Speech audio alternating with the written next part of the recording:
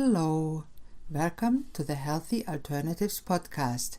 I am Dr. Christine Sauer with DocChristine.com. Today's show is a recording of my radio show of the same name. Enjoy! Good afternoon, this is Dr. Christine Sauer, your host of the show Healthy Alternatives here on 97.5 CIOE FM with live stream on communityradio.ca every Thursday at 12 noon Atlantic Standard Time. Thanks for tuning in today. In this show, I will talk mostly with guests about all aspects of health, healthcare and wellness, from conventional to alternative and everything in between. My mission for this radio show is to change people's lives for the better by informing them about different options to get and stay healthy and well, so they can choose for themselves which option might work in their case. And today I'm excited to be with my friend Jen Estabrooks, General Manager and co-owner of Soles in Motion in Dartmouth. Jen has not only a great store to buy the shoes that are right for your feet, but she also has developed a team of professionals to offer their expertise in providing solution, products, and treatment plans for each customer based on their activity level and abilities. And Soles in Motion is part of an integrated, multidisciplinary team approach to the management of healthcare issues. Welcome, Jen. Welcome. Thank you. Now let me talk a little bit about how you got into doing podiatry, foot, leg, sports injury, braces, and how did you get to start your own business? Well, I started, I guess, when I was very young. Both of my parents had medical conditions. So my mother had MS before and has had it before I was born. And my dad had a lot of issues with his legs. So growing up, you always worked a lot with the VONs and the nurses, and you were always exposed to it. So you always were trying to find out ways of helping people, solutions for to make life easier, to keep them as active as possible. But, back in the day, there was not a lot of insurance available, so it was all about coming up with ideas. So from there, I went into business, and I was a business administrator for quite a few years. And then I went to work for a company in Halifax, which was a medical company. And from there, I started my own business, decided to go out on my own. And then I met Dr. Fletcher, who is the co-owner of Soles in Motion as well. And we have made like a really good team in putting together a store that looks for solutions and ways to help people that are non-operative or non-invasive. So basically, we have 2 Canadian podiatrists on staff.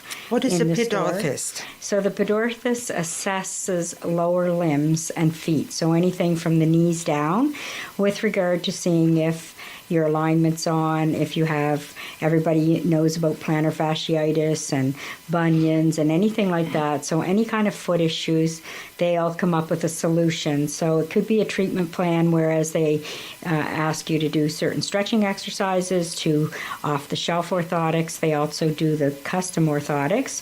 So with a custom orthotic, they take a plaster mold of your foot, and they build a reverse mold from that, and then they design the orthotics. So the orthotics are done off-site at a lab locally, and then we can do all the adjustments and everything in our mini lab.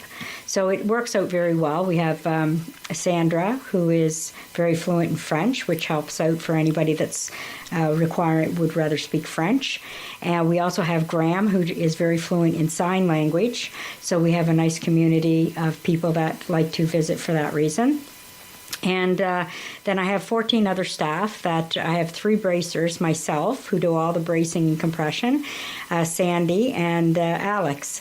And then we have the floor staff who do the front store in our office. So it's built up in the last 5 years from 3 staff to 14. So we're growing quite a bit. We moved into our new location on Baker Drive, which is phenomenal.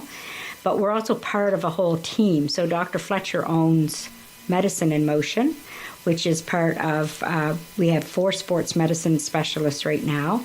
There's a physio clinic right attached to us, as well as Woods and McDonald, which is a small rehab training center for people who have medical conditions like osteoarthritis or whatever. They don't want to go into a private or a public gym setting, so they take specialized strengthening from him. So that's really a whole approach to orthopedic issues in any way. That's right. So From it's back like pain one to stop. foot pain and everything in between, varicose veins and all that. So that is a wonderful approach, and I love that you do that. Let's talk a little bit more about why people would need, say, let's start with the orthotics. Why would people need orthotics, and what benefit does it offer them? I know they will cushion the foot, and I know you have a machine that takes pressure points from the feet. I have been in your store and it's amazing. I've never seen something like it, and it really shows you how you stand on your feet. What do you do with that information? Well, what we do with it is decide the iStep machine. It definitely measures your pressure points. It sort of gives us an idea of whether you have any major issues, especially if you're looking for shoes, whether or not you would benefit from orthotics. So then they go to the Podorthus, and the Podorthus actually watches them walk. So the orthotics are made for different reasons. Like you could have flat feet, high arches. A lot of people, they pronate, which means they roll to the inside, and after a number of years, a lot of people will, especially females who have worn heels for years, they end up with bunions and other conditions. That the orthotics are made to take the pressure off those sore areas and support the arch and cup the heel or whatever it is that they require to make the foot more stable and neutral in the shoe. It also helps even with alignment of the knees. A lot of people will have knee issues, so they come in and find out it's actually their feet that are causing those issues. So they may come in, which is what makes us unique. They may come in with a prescription for a knee brace or think they need a knee brace, and in actual fact, it's their feet. So because we have everyone right there on site, we can refer right through as a team and decide what's the best plan of action. That is really interesting. I know as a dermatologist in Germany, I've seen a lot of people with plantar warts, and sometimes they are not willing to undergo surgery and just want to get the pressure off. So there's orthotics for that too? Pretty much, because that would be like a pressure point similar to a corn or anything. The people don't want to put pressure on, so they actually start walking differently, which can cause all kinds of issues. So yes, definitely the orthotics can help. If they're not going to have any surgery or have it removed or anything like that, then we would build like a little dip in the orthotic to take the pressure off. Yeah, that can really be a big help for foot pain of any kind. Tell us a little bit more about plantar fasciitis. We hear a lot of it, especially from younger people, and often the reason is unclear. What do you think is the cause, and what can we really do about it? Plantar fasciitis is very similar to it's almost like tennis elbow, if you've ever heard of it. It's almost like an overuse injury a lot of the times. Like sometimes people will maybe decide they want to start walking, and instead of warming up, they just go do it first thing that they're doing it without doing any warm-up, or they haven't done it for a long time. Then they can cause micro tears in their plantar fascia. So it can be caused from many different reasons. It can be caused from bad shoes. It can be caused from years of not walking properly, that all of a sudden it'll flare up. But basically the plantar fascia is a band that goes from your heel to the ball of your foot. What forms your arch. So if that isn't working properly and it gets overstretched, it starts to micro tear at the heel, and then it gets inflamed, and it is extremely painful. So basically what we always suggest is there's a lot of different ways you can approach it. So in the very beginning, when you first get it, it's possible you just need an off-the-shelf insole and a good pair of shoes, like for whatever it is that's caused it. I mean, it could be that you started running or you did something that's very different. But whatever's flared it up, you need to get it settled down. So then once you get it settled, if it settles that easily, that's great. But if not, then you need to come in and get the assessment and get the orthotics. But the orthotics aren't going to help if you don't do everything. So there's always like stretching exercises that you can do to keep the plantar fascia stretched out. There's a way of holding, there's night splints, they're called. There's a way of holding the foot at 90 degrees at night, because at night your foot drops down, the plantar fascia shrinks up, and then when you go to step down in the morning, it nearly kills you because your plantar fascia is cold and it's been contracted all night, and then all of a sudden, bang, you're putting a lot of stress on it, and those micro tears start happening all over again. So if you can keep that stretched out at night, you won't have that.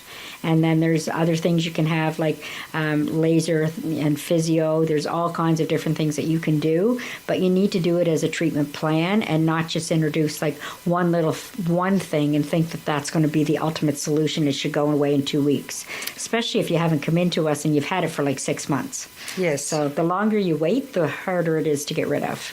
And I heard about that a lot, and many people actually Google it and say, oh, I just have to stretch my foot in the mornings. That won't alone take care of it. Not all the time, not for sure if it's advanced. Another real common problem, not to do with the feet, but with the knees, is our osteoarthritis. So that's as common almost as plantar fasciitis, people who have osteoarthritis of the knee. We have a really successful program in that. Basically what we do is we run a 30-day trial program where you can come in for an assessment, and if you have, most people have medial OA, which means it's on the inside of their knee, so we have braces that will unload the joint, and we have two that we trial. One is a 2-hinged one, and one is a 1-hinged one, and they both do the same thing, but it's all about the comfort level and compliance of the patient. Yeah. So you can try it for a week, take it home, try it for a week, come back, try the other one, and we run you through a whole 30-day program where there's no money outlay. So basically, a lot of people's biggest fear with coming in and trying a brace is the fact that they feel like they're going to be pressured into buying something they're not going to wear. Yeah, and then they don't wear it after a few times. They say, oh, it falls down on my leg and I don't want to wear it. And so with your program, they experience the benefits and they see that it's not that hard to wear, and they actually do wear it. Yeah, so the pain relief is huge. Like if they have pain relief from that, then they're thinking, well, I'm definitely going to be wearing this because I'm more active. It gets the weight back down off them. A lot of people who wait for surgery, they have it's a big deal for them. Yes, so, it definitely is. They're told that terrible. They have to be more active, and they can't get more active because of the pain level. Yes. So that's what our goal is to make them more active. And sometimes it's not just that they want to get more active, but it's also that the pain relief has to be there, because some people might be able to avoid surgery. That is a lot of people can't have surgery for whatever reason, their health condition, whatever reason, they're not a candidate. Some people are too young for it. There's a very strict guidelines that the surgeons go through whether or not they are a candidate for surgery. So they need to do everything they can to stay strong, stay fit, have the leg as fit as possible, so that when they are assessed by the surgeon, they're going to have a successful outcome. That is a wonderful point to bring us to the end of our first part of the recording here on 97.5 CIO FM. Please tune in after the commercial break for more with Jennifer Esterbrox. Thank you.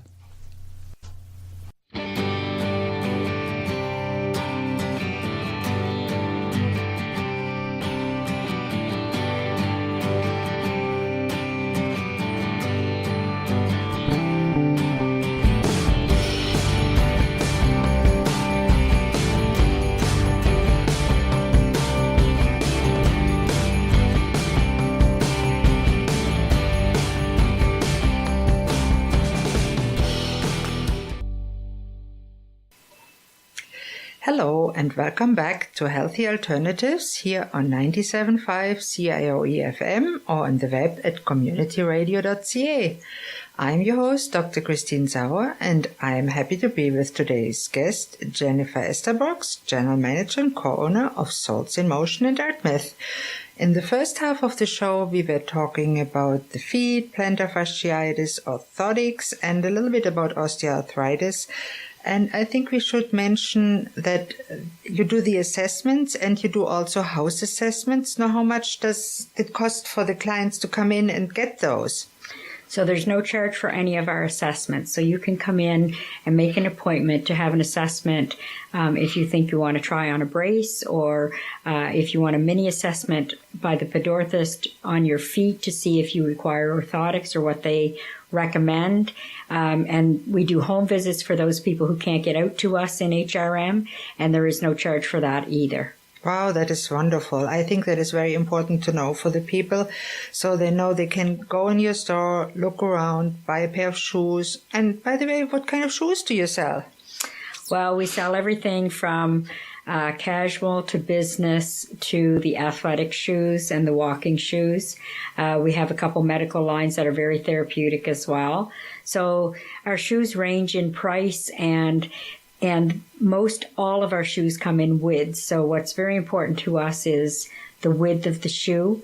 A lot of people today, they go to stores that don't offer that, and therefore they get into too narrow a shoe. It feels comfortable in the store, and the minute they get it home and start walking in it, it's not. So we like to measure the feet the old-fashioned way with the Brannock device. Then we put them on the I-step to see their pressure points, and then we show them the shoes that they're looking for and what would fit their foot. So if somebody has problems, not really problems, but only problems if they wear the cheap shoes like Walmart $20 shoes. And many people buy them because they're convenient, and when they ruin them, it's not that big a deal. But they get problem with their feet. So what kind of shoes would be for those people that maybe want a pair of good shoes that fit well and support their feet, but they're not ready for orthotics? Well, if they may never need orthotics. They may just need a good shoe with cushioning, or they can even get, like, there's neutral shoes, especially in our athletic. I could tell you a little story. I had a lady come in.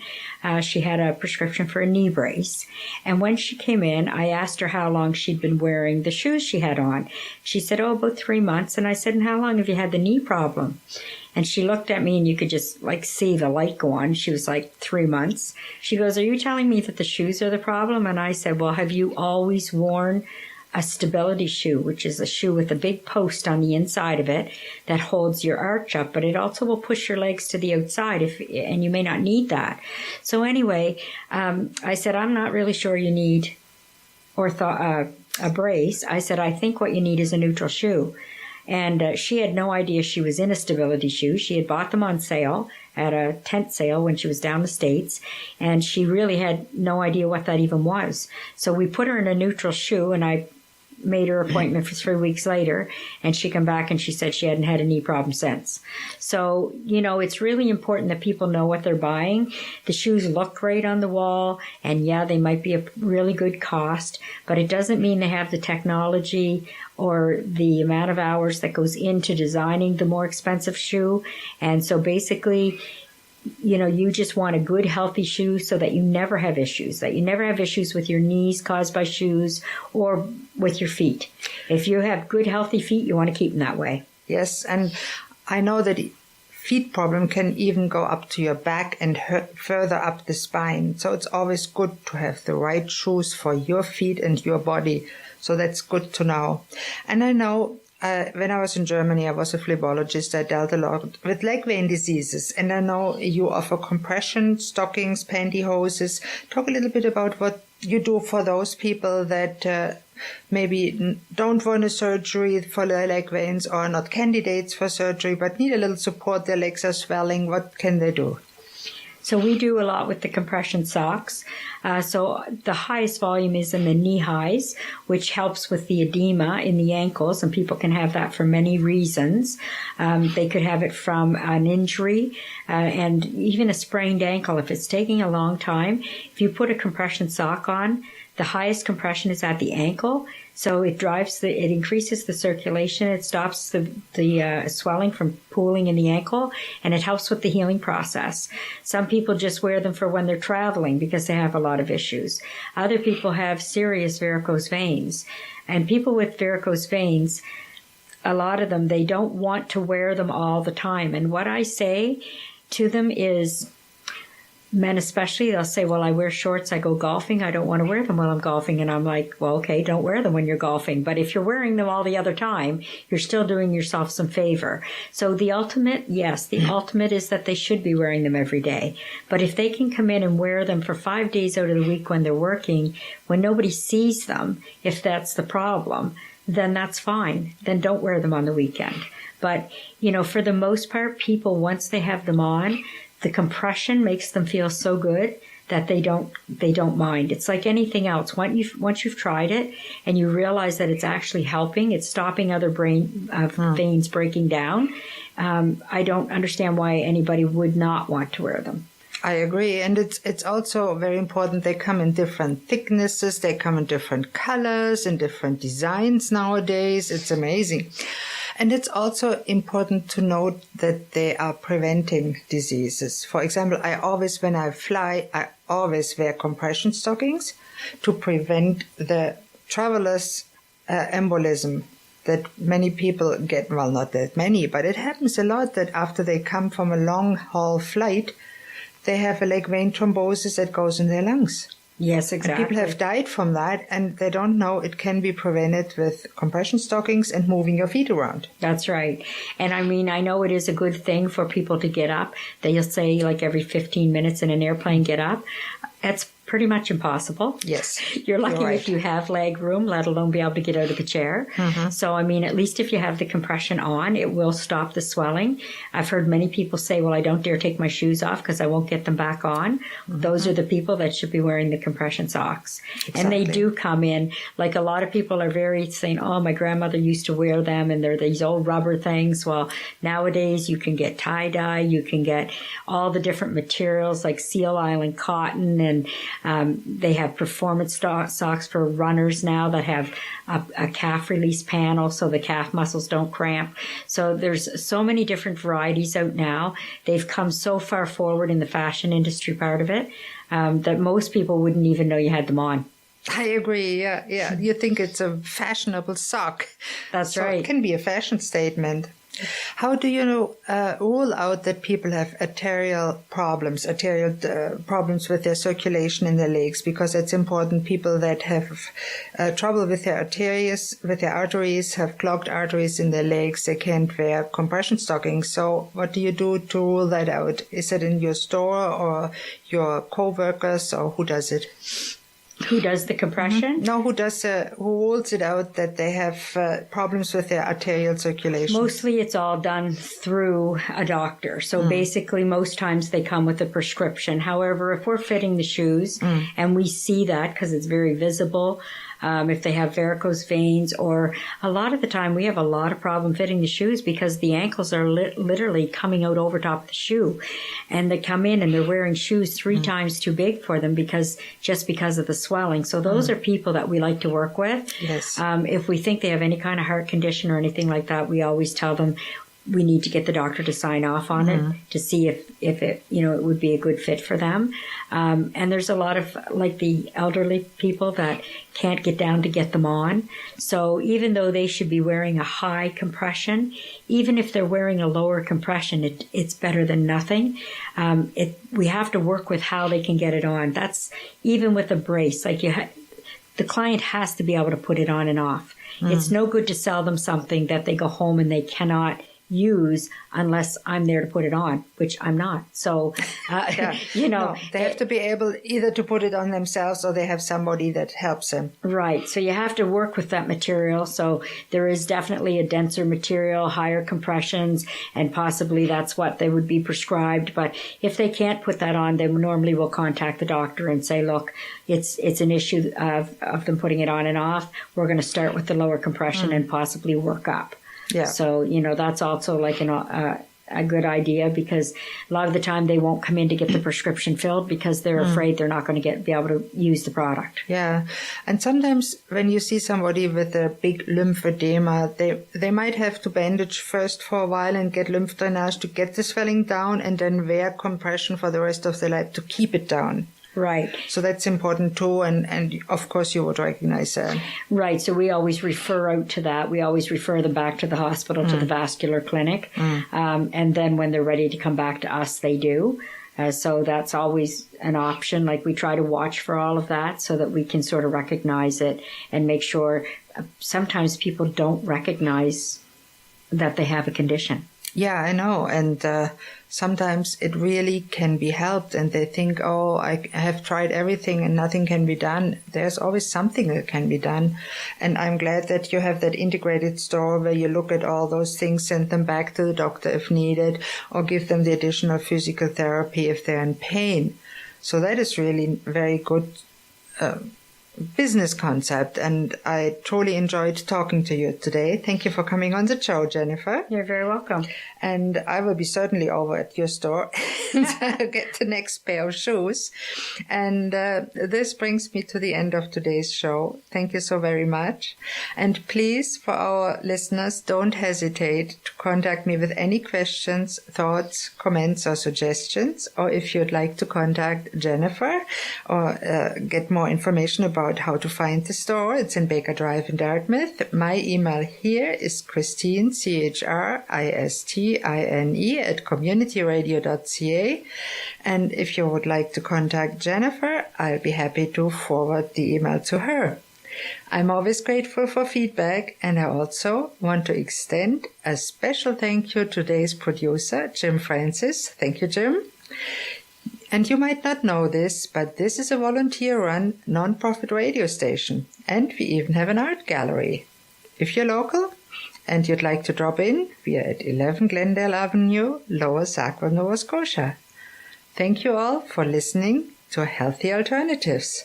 I'm your host, Dr. Christine Sauer. Tune in next Thursday at noon on 97.5 CIOE-FM Community Radio, with live stream on communityradio.ca for the next episode. Goodbye and have a great day.